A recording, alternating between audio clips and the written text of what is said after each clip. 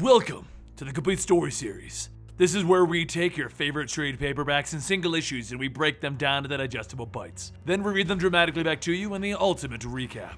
All alterations to the panels, text, and images are to prevent copyright problems, and all art is owned by its respective companies. It's time to finally cover the introduction of one of my favorite characters in comics within the DC universe, Red Hood.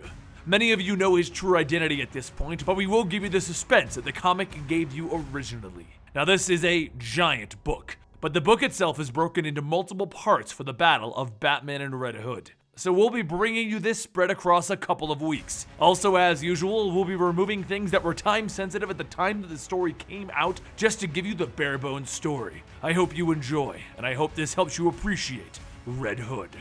Sitting in the streets, a man is pondering the poor decisions that got him to this point, trying to figure out what he should do. Should he move on? Should he stay here? That's when he feels the drops of blood hitting his forehead. He stands up and he looks to the top of the building, but it's too far. He can't quite make out what's going on. If only he understood how important this moment really was, the true magnitude of what was happening above him.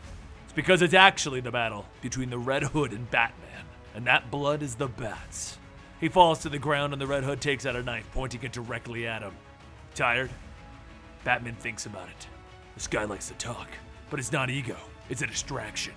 Red Hood jumps into the air, kneeing Batman in the chin, and Batman realizes whoever this is, he came ready. He fights smart.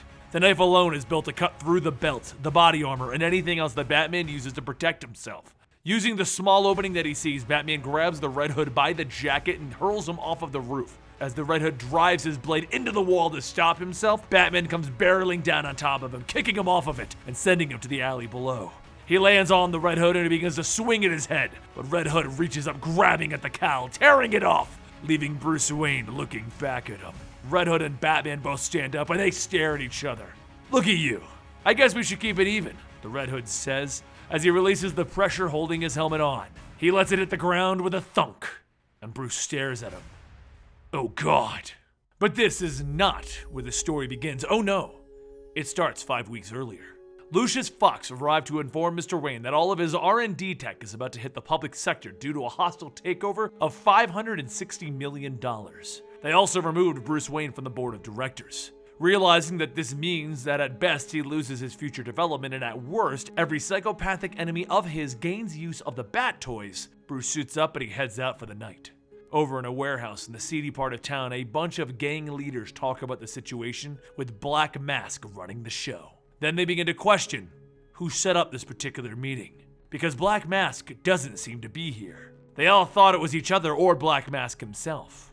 And then a scattering of bullets hits the table and everyone looks up to see the Red Hood standing there with a gun. He welcomes them to his new organization. Here in the Red Hood gang, you'll get total protection from Batman and the Black Mask. Oh, and you have no choice but to join.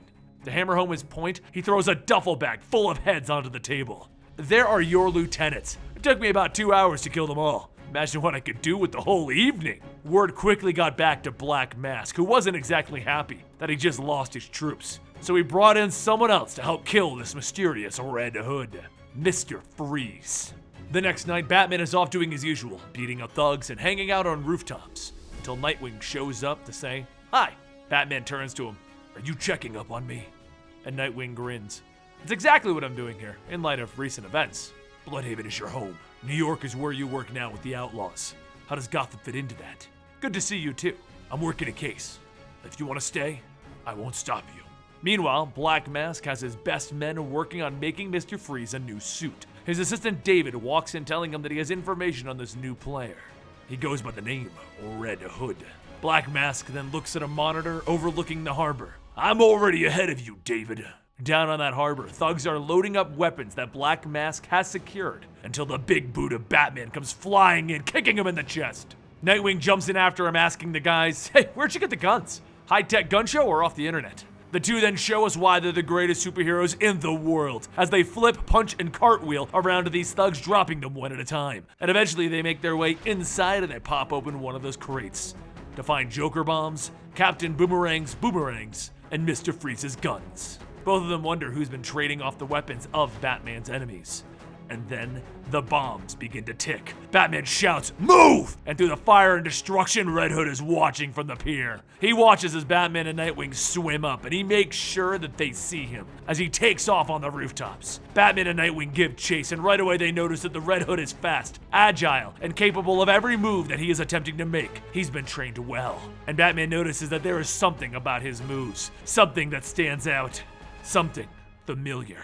As Batman throws a grappling line around the Red Hood's hand, Red Hood cuts it off before it can even go taunt. He looks back at Batman almost as if he knows what Batman is thinking. How did he know that I was gonna cut that cord? And then he leaps through a skyline and into a dark room. Nightwing looks at Batman. Impressive. Nothing we haven't seen before. And they both leap. Or done before. They both come crashing in after Red Hood and they look around. Batman tells Nightwing, "Stay sharp." And that's where we see where this Red Hood character was leading them. Into another warehouse with Amazo.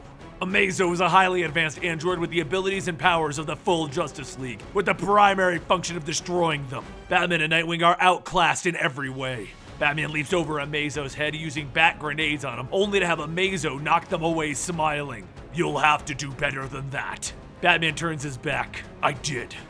Amazo then notices another explosive in his leg and the entire area explodes as Batman takes cover. Both Batman and Nightwing run out of the building as Amazo runs through the wall, chasing them. As Batman and Nightwing leave, Batman tells him, "It's an older model. No Plastic Man or Green Lantern ring or Wonder Woman lasso." And Nightwing tells him, "Well, I feel lucky then." Amazo leaps into the air, demonstrating flight as he grabs Nightwing. But Batman throws a grappling line onto Amazo's leg and he gets pulled along. As Nightwing takes out two batarangs, he jams them into Amazo's ears. All three of them begin to tumble back down to the ground, and as they catch themselves on a fire escape, Amazo tears it out of the wall. Heat vision and strength are displayed as the Caped Crusader and his former sidekick dodge and mess with him. Batman eventually gets his plastic explosives onto Amazo's eyes, taking those out of the equation, and then he runs Amazo over with a Batmobile. As they load up trying to figure out who is buying and selling high-tech villain weapons and killer androids, Red Hood makes a call. He calls up Black Mask and he asks, "Can I call you Mr. Mask? Or Blackie?"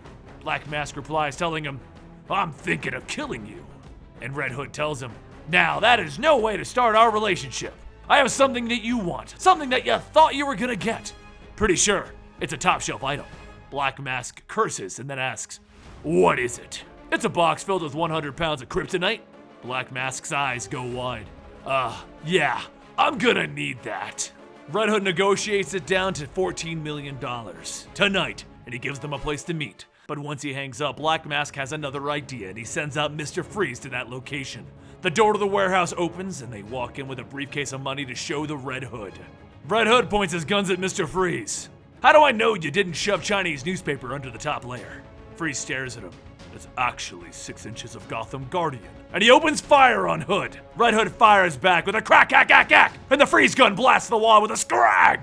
The Red Hood leaps over, tumbling onto the ground, dodging the regular bullets from the thugs. And then all of the crates in the room open up, showing turrets, and they kill everyone but Freeze. Red Hood then leaps over Freeze's head, slapping a bomb onto his helmet, which blows up, not even breaking the glass. "You have succeeded in making me angry."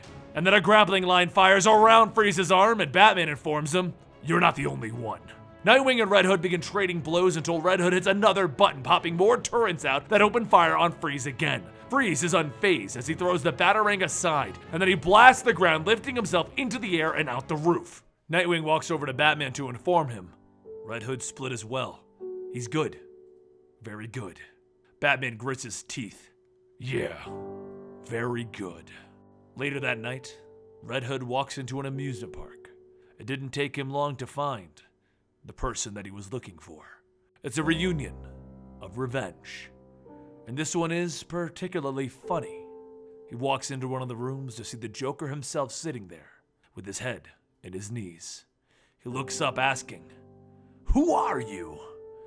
And the Red Hood grabs him and he raises the crowbar. He brings it across the Joker's face and then he hits him again and again, over and over with no mercy, allowing the blood to fly through the air. And then, as the Joker is unconscious in a pool of his own blood, Red Hood removes his mask and he asks, "Tell me, how does that feel?" And that's when we see it's Jason Todd, former Robin, former dead Robin.